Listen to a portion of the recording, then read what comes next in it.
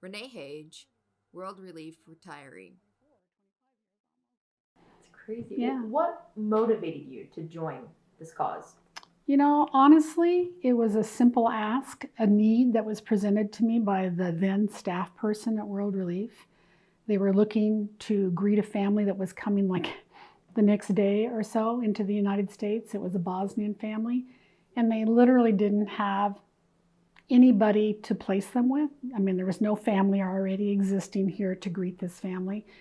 And it was just a busy time, and they just didn't have someone ready to open their home to them. And they really basically came to us, knowing us through church and other things, and just said, would you consider opening your home and having this family stay with you, until an apartment was found for them. And so really honestly, the motivation was simply answering the question, was it possible for us to do that? And the answer was yes, it was possible. I was scared. It was the unknown. I'd never done it before. I didn't know what it meant. I didn't know what I was going to do. So I was a little nervous going to the airport and meeting this family, which now doesn't happen because of all the rules at the airport. But I just remember watching this family get off the plane and come off the plane, and just my heart just melted. And then of course just navigating, having someone in your home and not speaking English, and it just quickly just reached into my heart, and it was wonderful. And from that moment, as we were moving them into their apartment and things, I was meeting their neighbors, also refugees. And it was just a delight to my heart. I wasn't working for World Relief, but when they had a position come up, it was just a temporary position. I was like, I think I would really like to do that. And so I started just thinking it was going to be a very short-term employment. And instead it turned into 23 years of really an exciting time for me in my life. It was seeing the resilience and learning how people coped and responded to hard things in their life. It both made me more aware of what to be thankful for, but also it showed me that people survive a lot, and it's hard to fathom that.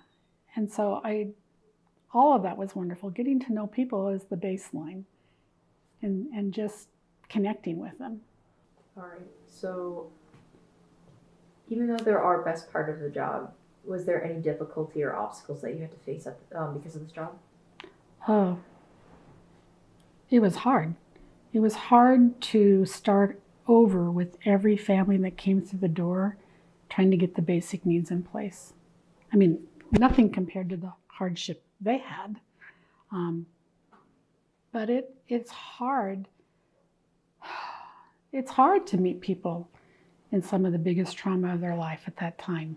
It's hard to tell people what it's going to take for them to live in the United States.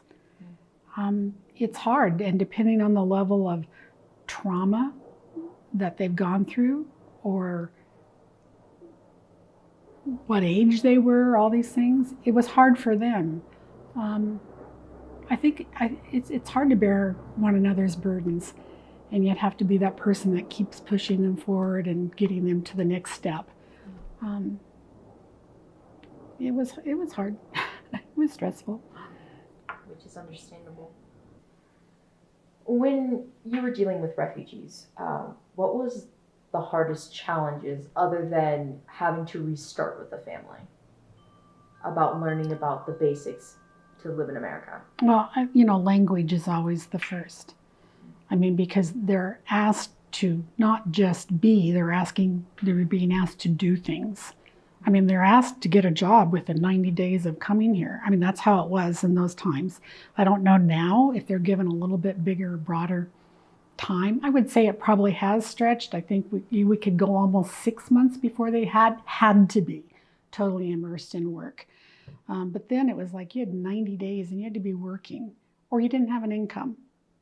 And if you don't know the language, and or maybe you've never done the type of work you're being asked to do, and or you're stressed about life anyway because of all you've gone through and you're just trying to even figure out life around you. They were stressed, so it was stressful to have to do that and to encourage people to move on. I remember I flew to Seattle once, and I was supposed to have a friend pick me up. And she called me when I got there and said, well, it's really early, we're still sleeping, but you can just catch the bus and go to here. And I remember getting off the phone going, I've never ridden the bus. I'm in Idaho, we all have our own cars. Public transportation in Boise was not a heavily used commodity. And yet every refugee that we greeted that came in had to learn to ride the bus to get anywhere because they had nothing.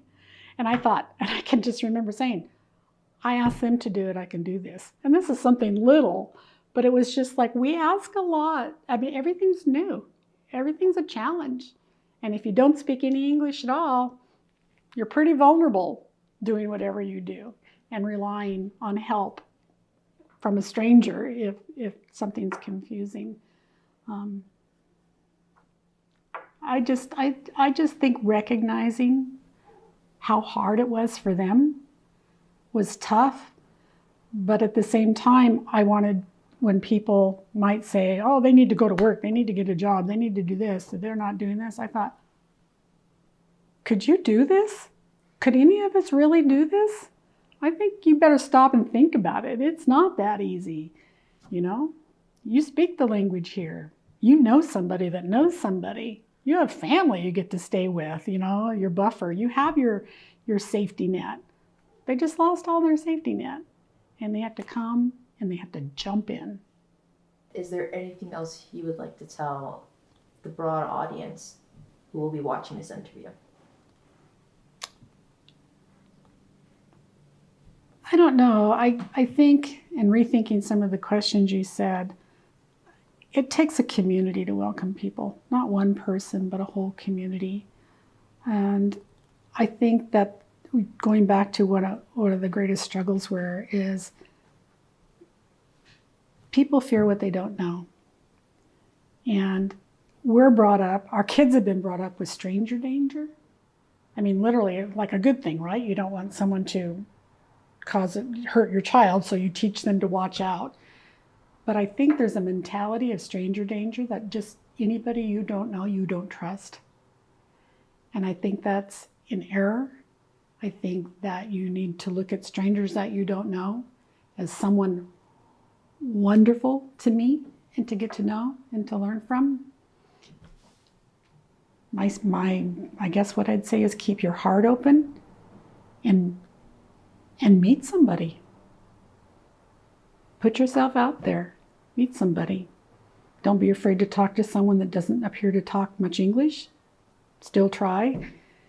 I told you that I was so proud of myself for learning 10 words of Bosnian, and then after a while it just got overwhelming. I'm not inclined to learn languages, by the way, but what I did learn to speak, unfortunately, was some pretty poor English because I was willing to talk and